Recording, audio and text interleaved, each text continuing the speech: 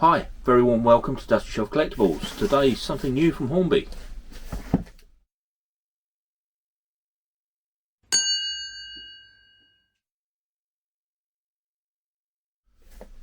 Yeah, hi, so a little bit of a strange place to start this video. So this has just been delivered. It's a new loco from Hornby. I haven't unwrapped it and there's reason for doing that. So a couple of years ago, I don't know if you experienced the same as me, but anything I ordered from Hornby, it would turn up inside a box with no packaging, just rattling around inside, and looked like it'd been kicked around a warehouse, and it used to drive me crazy. I ended up sending a couple of things back because they were so badly damaged, and it was ridiculous. But this loco has turned up looking pretty good, so I thought what I'd do is actually open it live on camera. I think Hornby are actually employing, looks like this company GFM, to run their you know, their delivery now. So this was actually brought in by, I think it was DPD delivered it, but anyway. So I thought what I'd do is I'll just open it on camera so you can get a feel for, if you are ordering from Hornby, what the expectation should be. So let's just slide this open. Oh yeah, look at that. Look at that. That's really, really good. Well wrapped. You know, lots of bubble wrap on there, looks perfect. So yeah, pleased with that. So as I say, there was reason for starting at this point on this video, not so that you can sit there and watch me open it, but just so that you get a feel for what the packaging is like from Hornby now. And I have to say, it's well, put it this way, it couldn't be much worse than a couple of years ago. I'll slide this out of here. And you can see this is the normal Hornby box. If you've bought anything direct from Hornby, you know it comes in the brown box. So R3973, let's open it up. And again, more packaging, which is fantastic. Lots of bubble wrap.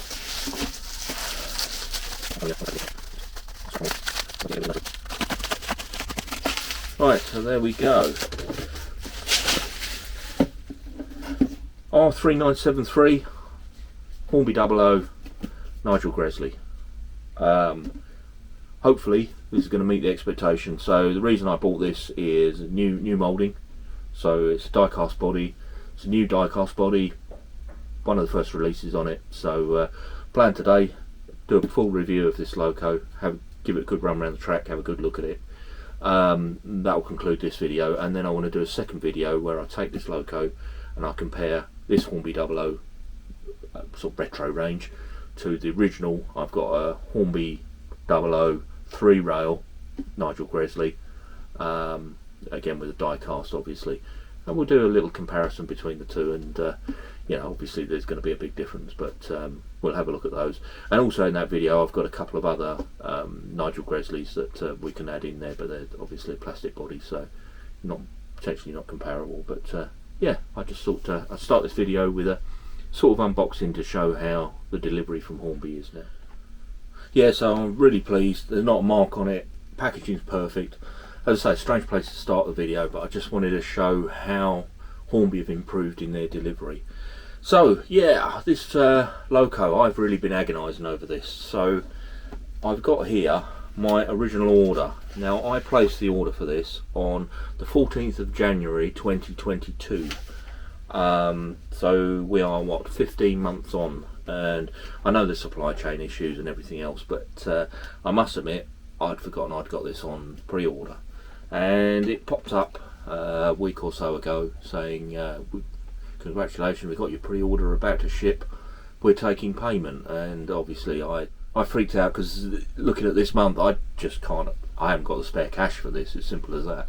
And I've been agonising over whether to cancel it or not, and I looked at it suddenly come back into stock on the Hornby website, and I thought, well, okay, well maybe I can delay.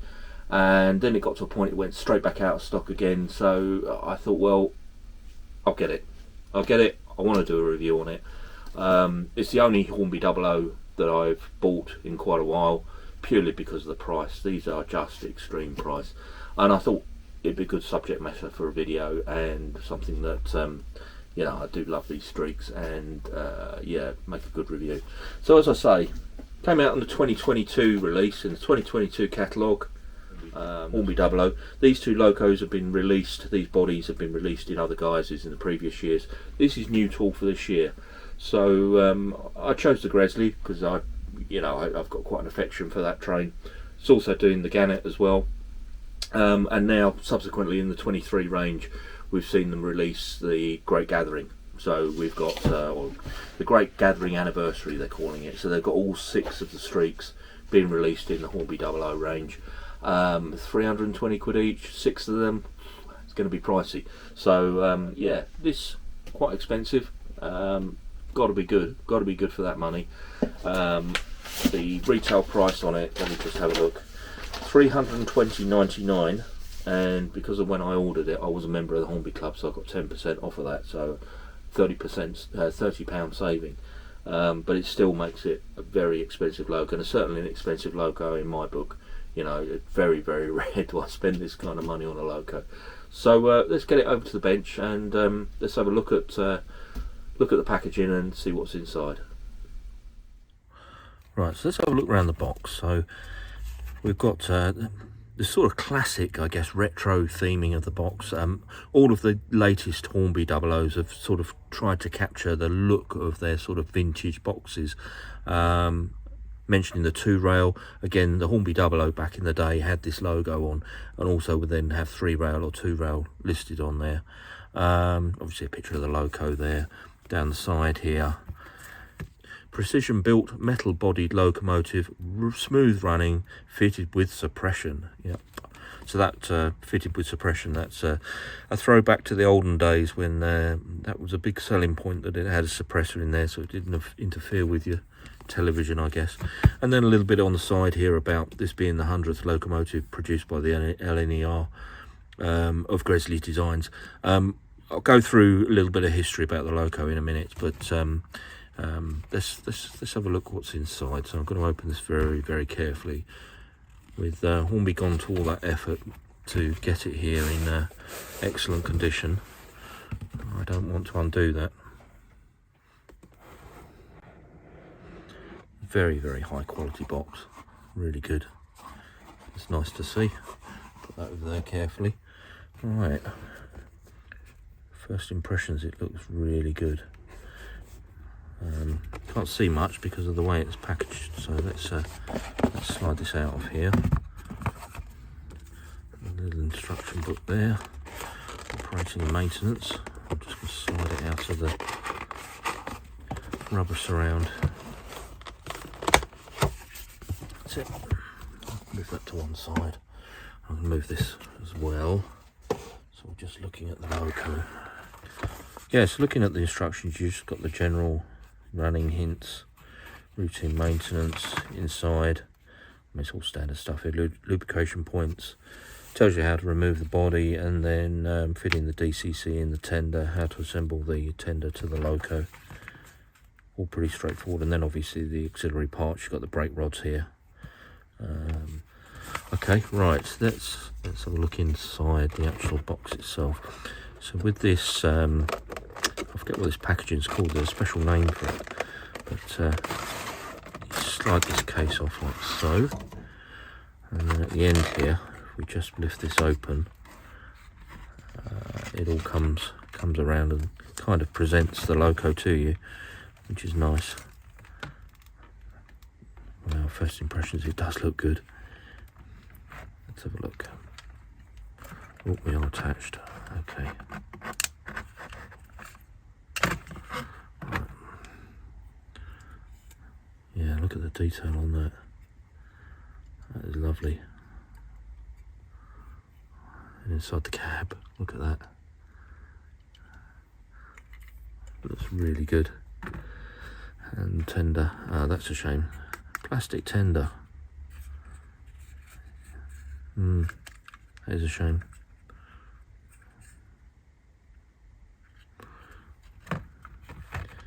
Yeah, the originals had tin plate tenders, and I would have thought they'd try and capture that from this, but yeah.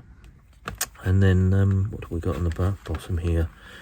I'm not going to take these out because oh yeah, they do come out. So we've got driver and a fireman. Got some flanged wheels here. I assume they are, yeah, these real ones. If you're going to display it, there's a additional set of wheels there that you can replace in that have got the flanges on, that replace these non-flanged wheels for running wheels. Then we've got the detailing. There's the steam drain cots tubes that would sit either side of the pistons. Obviously you've got the various brake bits in there and couplings. Nice to see sprung buffers all round. Yeah, first impressions, it's pretty good, beautiful amount of detail on it. Does look very good. You can see down here, I don't know if it's showing up on the camera, but I will do some detailed shots in a moment. But tiny little wisps of plastic moulding for the chutes for the traction sand. I'm really impressed with the cab. That looks really good. I wonder if it's got the flickering firebox, I'm not sure. Nice heavy weight to the logo, obviously, with this die-cast body. Handrails look as though, yeah, they're separately fitted. I probably need to put my other glasses on to do this some justice. No, it's really nice. Yeah. I just think it's strange going to all that effort and then putting a sort of standard tender on the loco. That seems an odd thing to do. Little window in the back there. Yeah, plastic tender, and I'm not sure that the paint finishes all that on this, to be honest. Now we'll get some detailed pictures of this, but I'm not overly impressed, I'm afraid. There is plastic flash all the way down the side, on either side of the tender, on that joining line. Once I get this in the light, there are marks on the paint all over the tender, and then to finish it off, I don't know if it's showing up on the camera, but there's crud all over the side of the wheels. It's just not acceptable for this price of engine. Look at the state of it. I need to decide if I'm going to keep this. I'm not, you know, like I say, it's an expensive engine, and I've kind of pushed the boat out on this, and my expectation for this is the bar is set extremely high, and things, you know, imperfections are just not something that I'm prepared to accept, I'm afraid. Yeah, I will try and wipe that off, and just in case it's just a little bit of, yeah, it does seem to want to come off. Right, well, I did put a rag to it, and it has cleaned up. So whatever that is, it must be some sort of release agent. It has come off. But to be frank, I shouldn't need to do that. I shouldn't need to do it. But I can't, you know, I'm being over fussy, but I can feel the flash lines all down the side here, and all down the side here. Rough plastic. I don't think it's, I did wonder if it was detailed to start with, but I don't think it is. Anyway, let's go and get some detailed pictures of this, and have a look at the loco. Incidentally, I don't know if just while I'm here, the Hornby model world that was on the telly the other night, where they did the top 10, when they had the review of the Clan on there, did anybody else spot that when they did a shot of the loco, they had the tender the wrong way round? Yeah, beggars belief, doesn't it? Anyway, right, let's see if we can get some detailed shots of this. Yeah, so as with all my train videos, I'd like to give a few words about the actual loco, the real life loco. So the 35 A4's built. This one, obviously, Nigel Gresley, carried 4 numbers. Originally 4498. It then took number 7 just post-war, and then 60007 in the guise that we see it today, which is when it moved into British Rail ownership. So built at the Doncaster Works for the LNER, which is the London and North Eastern Railway, in 1936. This has the accolade of being the 100th loco built to Gresley designs, and as such, on the 30th of November 1937, it was named after the chief engineer, of the LNER, Sir Nigel Gresley. So shortly after that, in 1938, it was moved across for express passenger duties at King's Cross. Things like the Silver Jubilee, the Coronation, and occasionally the Flying Scotsman. Outbreak of war, September 1939. All of the A4s were actually put into storage. There wasn't a need for these high-speed engines. I think on all of the lines were limited, I think, to 45 mile an hour. But having said that, by December 1939, just a couple of months later, there was such a need for traffic moving around the country that they brought back out of storage and just literally used as shunting engines. You know, it was all hands to the pump, I guess. Yeah, and then sadly on the 5th of April 1941, Sir Nigel Gresley died. Moving on. So the 24th of March 1948 is when it first took on the number 60007, which we see here, and also the lion on the tender with the golden lion arched over the red wheel. Yeah, moving on a little bit to the 23rd of May 1959, Sir Nigel Gresley took the post-war speed record.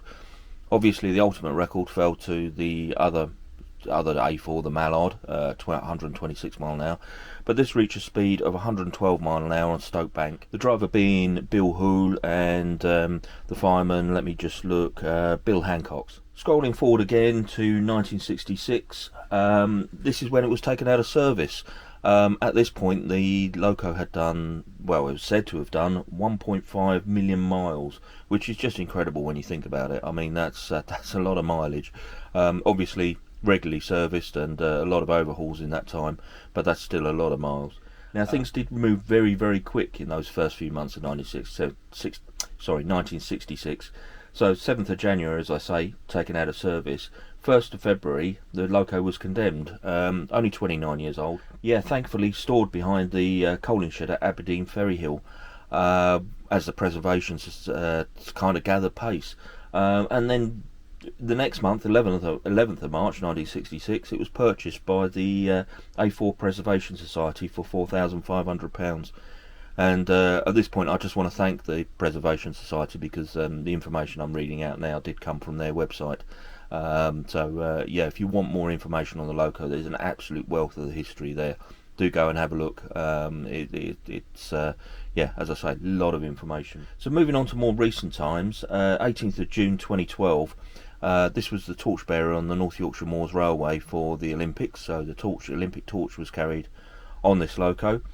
And then in July 2013 we had the Great Gathering, where the 6 remaining streaks, or the six remaining A4s, came together at the National Railway Museum.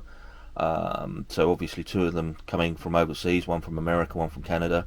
Fantastic event. I didn't get to the Great Gathering myself, but I did get to the Great Goodbye, which was a year later. That was held at Shildon, the National Railway Museum's other site. Hell of a trek for me. It's a very long way, but I did get up there, and it was just wonderful to see all 6 of them. A couple of them in light steam, and the Nigel Gresley was running up and down on the demonstration line. It was just fantastic to see, and I've put a little bit of video in here. What I will do is I've got some extra footage of this. I will link them all together and just put them in my channel as one of the shorts. There's not a lot of footage there, but it's just sort of captures the event captures the atmosphere, I guess. I really enjoyed myself up there, and yeah, when you think about it, that was 10 years ago. And as I've said previously in this video, Hornby are bringing out 6 of these new Dublo locos for the celebration of the 10th anniversary of the Great Gathering. And then we move on to much more recent times. So 2015, this did its final running on the North Yorkshire Moors Railway, and then was taken out of service for major overhaul, which most of that was conducted at the National Railway Museum in York. Many years in overhaul, and finally came out in 2022. Took the wartime black initially, started some mainline, or some light duties to start with, and then some mainline running, and I believe recently it's moved back into the blue colour that we have all become familiar with in recent times. Yeah, so just a brief history there, and again thank you to the Gresley Society, because I did, as I say, I did find this information on their website. I'm just going to do a couple of very low speed runs just to demonstrate the motion. I mean, look at that.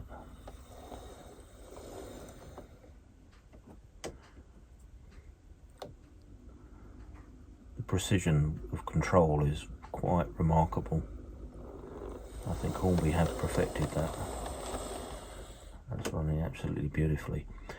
Now I've got one of these old H&M controllers, which are, I still think they're the best, and what I've managed to do is set it to half power and high impedance, which means I've got a very finite control on the controller to control the speed of the loco. And again, the motion on here, I mean, it does look really good. You know, look at the way the con rod is moving. Very, very nice and very, very smooth. Yeah, very impressed.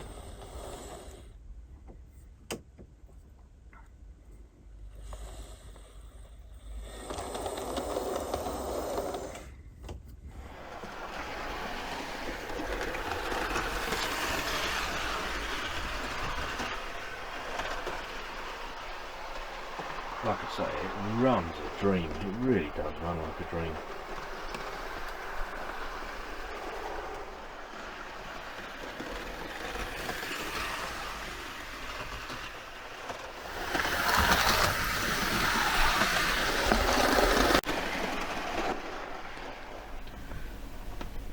Yeah, it does have the smoke box flicker, which I don't know how that's coming out on camera. I mean, to the naked eye it looks really good, especially when it goes down the back of the layout in the dark areas.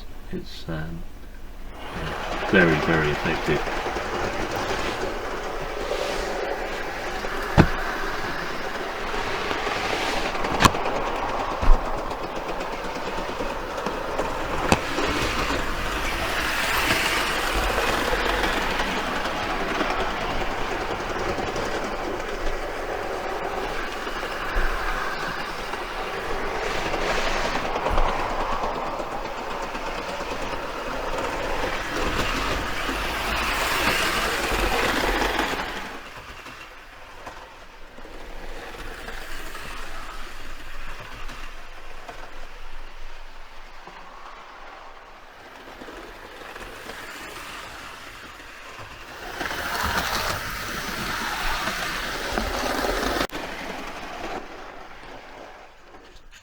So how do I conclude this video? This is a real challenge.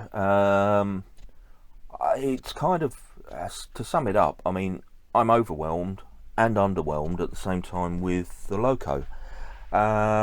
It's the actual, let's deal with the loco part of it. So the die-cast body is superb. It is amazing. Any angle, you could believe it was the real thing. It looks fantastic. They've done a superb job. The motion is absolutely perfect. It runs beautifully. It looks perfect. I cannot tell you how special this engine is. And then the underwhelming bit, which is the tender. I just don't get it. I don't get it how you can charge that amount for a loco and then neglect looking at the tender. I'm disappointed. I'm disappointed. I wanted to love this loco. I wanted this to be as special as I felt it should be, and there's blemishes on the tender. The paint isn't good on the tender. I know all of this adds cost, and you know, in the world we live in now, it is a cost-based thing. But if you're going to charge £320 for a loco, it has to be perfect. It has to be spot on. And yeah, okay, I can understand why you'd put a plastic tender on, because you need to get it out at a cost and you need to make a profit. But for that plastic tender then to have blemishes on it and even marks on it that wipe off, it's not acceptable. Not acceptable. So am I going to send it back? I don't think so. I do like it. I think it's a great loco. It's a great addition to the collection. I will keep it, but will I order the Great Gathering? Well, I mean, it's kind of academic because I can't afford it, but if I had the money, would I order the Great Gathering? Potentially not because of the tender. I just feel it has cut the cut the loco short. So yeah, there you go. It's kind of a mixed review, and as I say in the thumbnail, overwhelmed and underwhelmed all in one go. Anyway, I'll leave this one there. If you like this kind of thing, then please do subscribe. If you can like this video, that'd be really grateful, because then it helps the algorithm and helps other people to see it. Still learning a lot about YouTube, and I'm loving every moment of doing this. I did this as a personal project, and I've just been overwhelmed by the way it's been received, so thank you so much. And as I say, you know, thank you ever so much for watching, and yeah, I'll catch you on the next one.